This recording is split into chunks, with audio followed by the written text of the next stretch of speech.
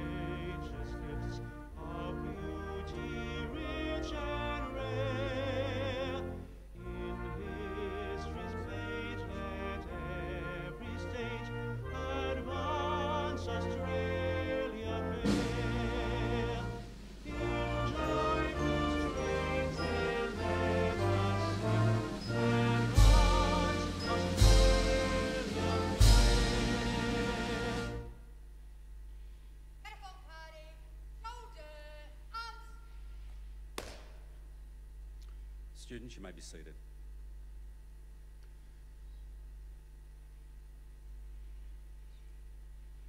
The Australian War Memorial was the vision of Charles Bean, Australia's First World War official historian.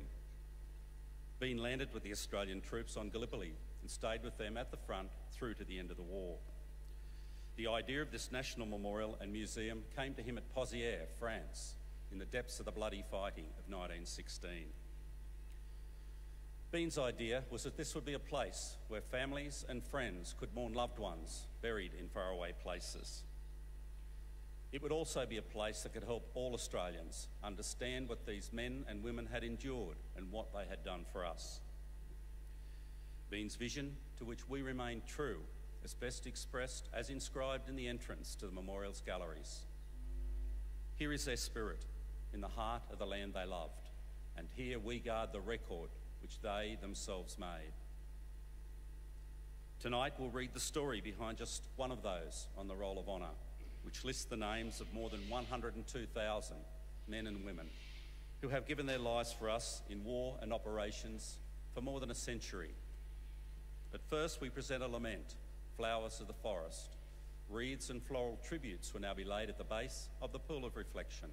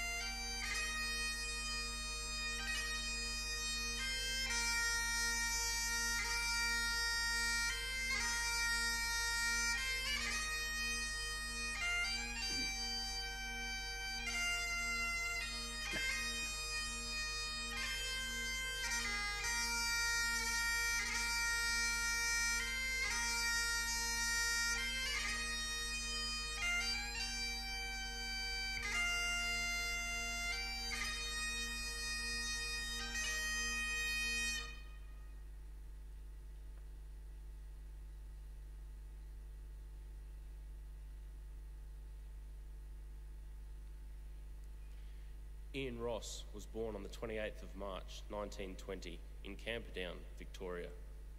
His father, Alexander, had served with the 39th Battalion in the First World War before being seriously wounded. After a long period in a coma, Alexander Ross received a medical discharge and returned to Australia, where he met and married Christina and raised a family. Alexander Ross never truly recovered from his wartime service, succumbing to his injuries when Ian was 8 years old. After his father's death, the family moved to Melbourne suburb of Affington, where Ian attended South Melbourne State School and South Melbourne Technical School. As his mother never remarried, Ross left school early in the order to bring the money in for the family. He took up an apprenticeship at D.W. Bingham's Motor Garage in South Melbourne. When war was declared in September 1939, his sisters had married and moved out of home. Ross was engaged to his sweetheart Ivy, and the pair were due to be married. But with his father's experience of war in mind, he decided it would be best to put it off until the end of the war. Ian Ross enlisted with the Royal Australian Air Force Volunteer Reserve in June 1940. In October, he took another oath to the Crown, and the 20-year-old became a member of the rapidly expanding RAAF Ground Staff Force. Ross initially served as an engine fitter, but while at Point Cook, a relative who had enlisted as a pilot took him on what proved to be a highly memorable flight. It ended by overshooting its landing approach, and with both men were punished for the joyride by being made to pay for the cost of the repairs. Regardless, Ross fell in love with flying. He applied to become an aircrew member, and in December 1941, he began training as a pilot. On the 12th of August 1942, Ross embarked for overseas service. As a part of the Empire Air Training Scheme, he was one of almost 27,000 RAF pilots, navigators, wireless operators, gunners and engineers who joined the Royal Air Force and Royal Australian Air Force squadrons in Britain throughout the course of the war. In January 1944, Ross joined 57 Squadron at Scampton. After flying 14 operations with 57 Squadron, he was transferred to 617 Squadron in April 1944. 617 Squadron had been formed under great secrecy at RAF Scampton in March 1943 for the specific task of attacking 3 major dams in the industrial region of Germany. They became renowned as the Dam Busters. Throughout the rest of the war, the squadron continued their precision bombing role, including the use of enormous tallboy and Grand Slam bombs on targets such as concrete U-boat shelters and bridges. At 8:46 a.m, Flying Officer Ross took off a Lancaster tasked to attacking the shipping and U-boat pens in Bergen in Norway. Reaching the great target area around 1 p.m, the aircraft was hit by flak and lost an engine. Jettisoning its bombs, Ross set course back for base, but soon became under attack from a fighter just off the Norwegian coast. With the aircraft taking even more damage, Ross was forced to ditch his Lancaster in the sea. Flight Lieutenant Freddie Watts, who was in another Lancaster on the operation, radioed Ross's position to the Air Sea Rescue and saw the crew climb out onto the wing and wave to him as the other aircraft were circling in the area. Watts circled the downed aircraft for as long as fuel reserves allowed before returning to base. Later in the day, a lifeboat was dropped to the stranded crew before the Lancaster sank, and the crew managed to get aboard. But when the service craft arrived, neither the lifeboat nor any of the survivors could be found. No further news was heard, and in November, the crew members were officially declared presumed dead. Confirmation came in 1949 when the body of Flying Officer Elwood, a member of Ross's crew, washed ashore on the islands in northern Norway. The remains of the other 6 members of the crew were never rediscovered, and today they are commemorated at Runnymede Memorial, which is dedicated to some 20,500 men and women from the air forces of the British Empire who were lost in sea or other operations during the Second World War and have no known grave. Ian Ross was 24 years of age. His name is listed on the Roll of Honour on my left, among almost 40,000 Australians who died while serving in the Second World War. This is but one of many stories of service and sacrifice told here at the Australian War Memorial. We now remember Flying Officer Ian Stewart Ross, who gave his life for us, for our freedoms, and in the hope of a better world.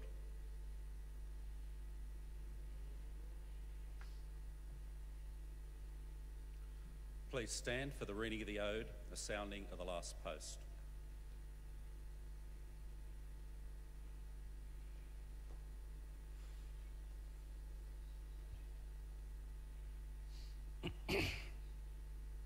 They shall not grow old, as we that are left grow old. Age shall not weary them, nor the years condemn. The going down of the sun, and in the morning we will remember them. We will remember them.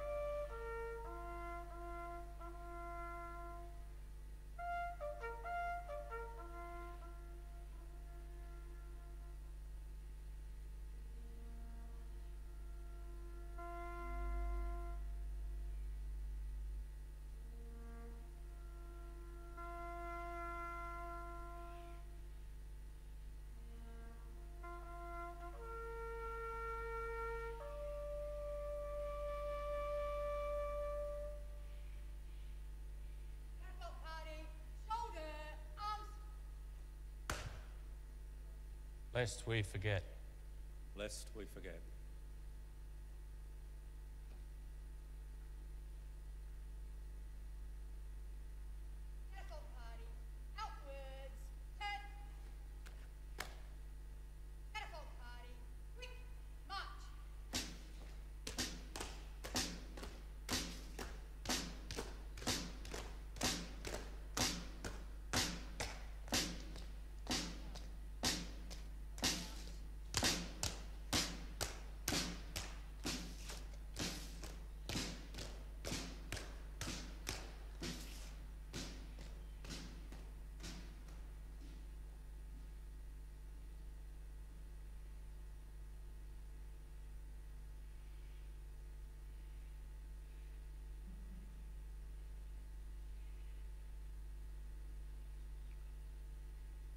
We leave you this evening with the words of the memorial's founder, Charles Bean. Many a man lying out there at Pozières or in the low scrub at Gallipoli with his poor, tired senses barely working through the fever of his brain has thought in his last moments, well, it's over. But in Australia, they will be proud of this. Ladies and gentlemen, girls and boys, that concludes this evening's last post ceremony. We thank you for visiting the Australian War Memorial and wish you all a very pleasant evening. Thank you.